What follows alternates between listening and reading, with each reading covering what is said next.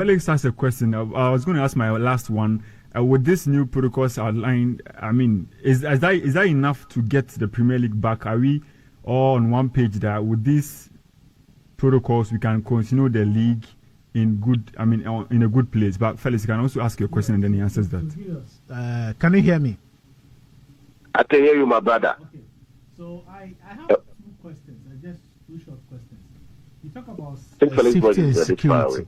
I want to know why there wasn't an improved medical protocol in the safety and security document that was released. And then secondly, the FA, being an association, they grant license to football clubs to host matches.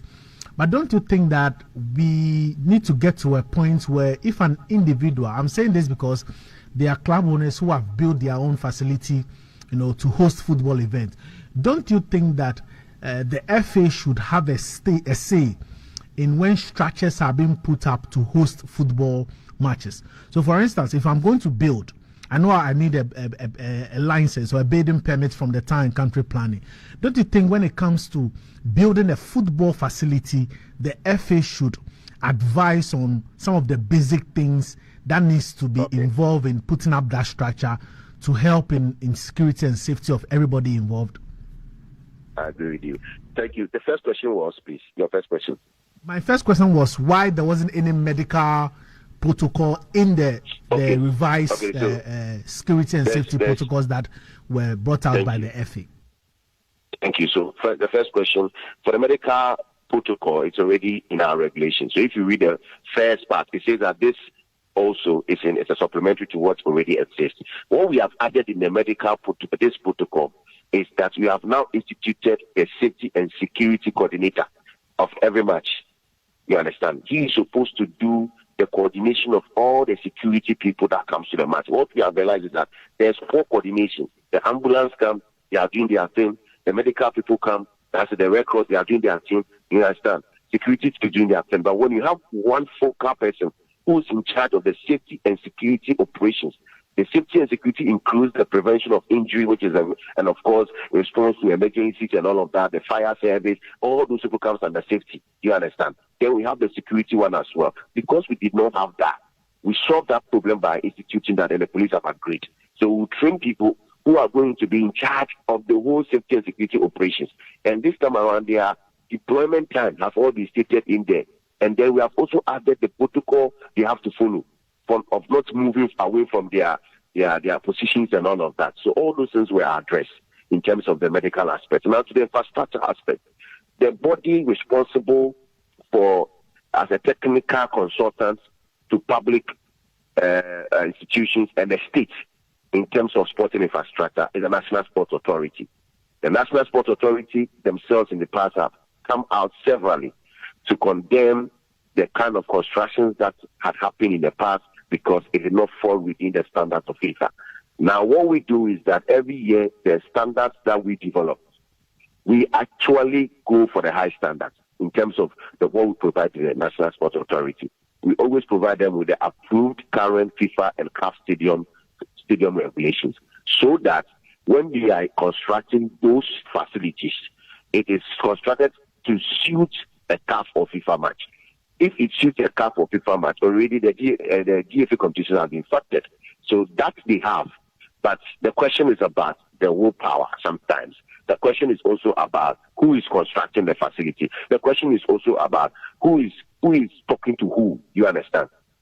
There are times that we have intervened, which it should not be the case.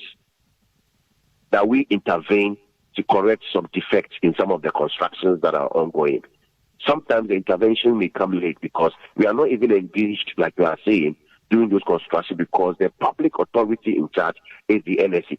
So we have also engaged them sometimes, their estate divisions, that some of the things, they need to also move to the constructors. They need to move to the investors. They need to move to the authority in public who is constructing that facility before it gets too late. Immediately we hear that there's an announcement of a proposed sporting infrastructure. I think that it's important that as an authority, we make steps to the person who's going to construct that facility and have an assessment of the plan so that if there are inputs, it is done before we start. That goes beyond the GFA, because GFA is a subset of the NSA. We are under the NSA, of course. So the mother body has authority over all the sporting infrastructure that pertain into the country. In the country. I say maybe it's a private infrastructure. When it comes to private infrastructure, the private investors, of course, if they have an intention of developing it for the purposes of football, they engage the GFA. As I speak to you right now, yesterday, a club wrote to the GFA that he intends to construct a football or redevelop a football venue. So what is needed and what we're supposed to do, which I'm developing for the person as we speak. So when it's a private investor, they come. But you know the bureaucratic structure that exists in the public sector. So sometimes it's difficult for us to get to that input that we need to make. But we do that through the NSA. And then we'll continue to push so that NSA would be on public and on the government, that when they are doing construction or when they are constructing state facilities for sports, and which has football as a factor. And that's another thing. When there's a construction of an Olympic stadium, because it's not just a football stadium, you can't get a typical football configuration. A typical example is the University of Ghana Stadium. Because it's a typical Olympic stadium with athletics and other things, you won't get a typical football configuration. You understand? So you just have to be creative about it in terms of its usage. You design it said that if I want to use it for football, I can reconfigure it and use it for football. If I wanted to use it for athletics, I can reconfigure it and use it for athletics. That is what we preach. And that is the creativity that we will continue to support developers with. So it's something that is a good point, and it's something that we'll continue to engage authorities on that. And most of the challenges that we have as an association, it's challenges that have to do with the bigger ecosystem itself. The few ones that we have control of, which is the sports side, we'll continue to apply the acts and make sure that we get to the last of it, and of course be able to reach the best standard. But there are some that goes beyond the realms of the Ghana Football Association. We'll continue to engage on that. Okay, Julius, finally, with these new rules and protocols in mind, are we ready? Are you ready to restart? Yes, thank you. Okay, so there are action points that we are following. The first action point was supposed to be the announcement of the protocol. The second action point, we need to train the match commissioners who are going to be the full implementers of the protocols at the match venue, which means representing the Ghana Football Association, ensuring that these protocols are fully executed and then reports back to the Ghana Football Association. It is only fair that they get abreast with what the protocol is about, ask the questions they need to ask, and then see how best we can properly implement that. We intend to hold that workshop on Tuesday, and then we're also going to train all the 16. The Ghana Police Service, by way of announcement, have appointed in each region already a regional sports security officer. So we intend to train them also. We are waiting for the confirmed date, but it's going to be in person. They are all coming to Accra for that training, together with all the club safety and security officers. Every club is supposed to nominate a competently appointed club safety and security officer who is going to be in charge of the safety and security operations in the club. So they are all coming for this training together with their regional officers. We are waiting. They are ready, but we are waiting for their date with the Ghana Police Service, and of course we can go ahead to make the announcement. The next one, we are going to do another review meeting with the Premier League clubs again to refresh them with the protocols.